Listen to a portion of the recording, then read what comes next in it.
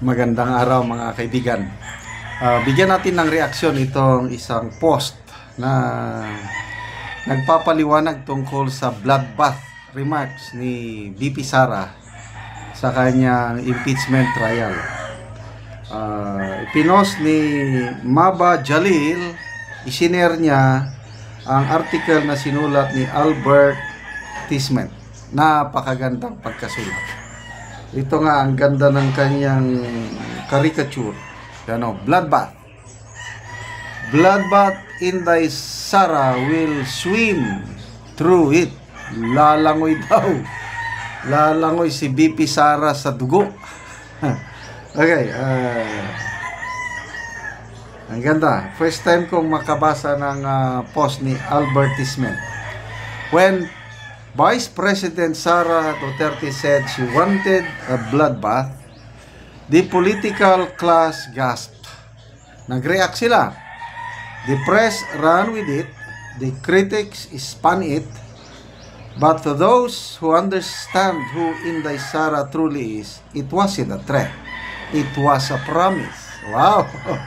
Sino bang nagsabi? Bayolente. Medyo may pagka-bayolente, sabi ni Jose Claire Castro. Si Attorney Laila de Lima man na kung may dodogong dadanak, I'm sure it will be the one who is being impeached. But it's just a metaphor. It's just a figure of speech. So, it's not a threat, but a promise. Kaya maraming mga tao na gustong ituloy para manood. It's magandang palabas. Okay, a promise that she's not here to bow, to play safe, or to smile while daggers are being thrown at her back. She's here to fight, not just for her name, but for every Filipino tired of seeing power weaponized against those who refuse to be tamed. Ang galing ng pagkasulat, ano? So itong laban na ito, hindi laban lang sa pangalan ni VP Sara, but to those who fight for truth, justice, equality. Let's be clear. Bloodbath is a metaphor, a word that cuts through politeness and hypocrisy. It's not about violence, it's about truth that will bleed through the lies. It's about exposing the rotten deals, the hypocrites cloaked in decency, and the masters of selective justice. That's the kind of bloodbath where the truth is spills and the double standards drawn. Ano ito? Confidential funds, magkano lang yun? 75 million ba yung may notice of disallowance? Ang kanila, billions. Halos lahat ng opisina may confidential funds. Tapos si VP Sara lang tinatarget. Yan ang sinasabing selective justice. Kaya gustong-gustong ituloy ni VP Sara para mailabas niya yung katotohanan. Kaya nga bloodbath It's between truth and lies. Dadanak ng dugo. But it's not literal na dugo. Kailang mapapahiya sila dahil ma-expose ang mga kasinungalingan. Because what is more violent really? A woman who dares to speak boldly, or a system that uses the full machinery of the state to bring her down while ignoring its own sins?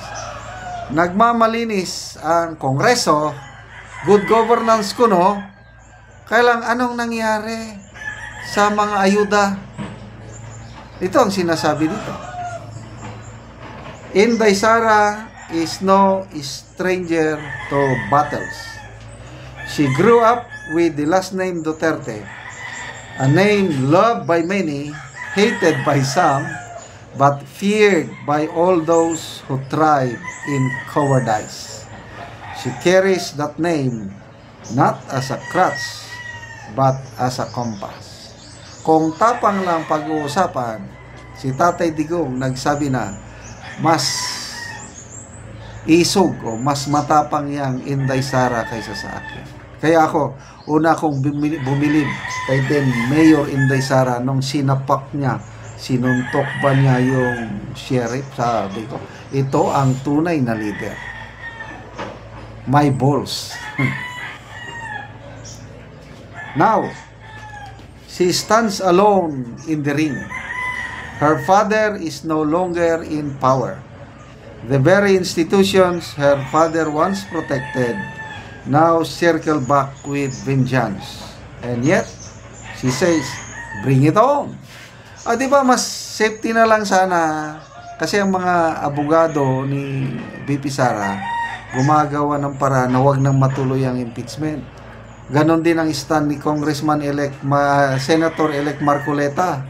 Hindi na yan dapat ituloy. So may posibilidad na hindi na matuloy.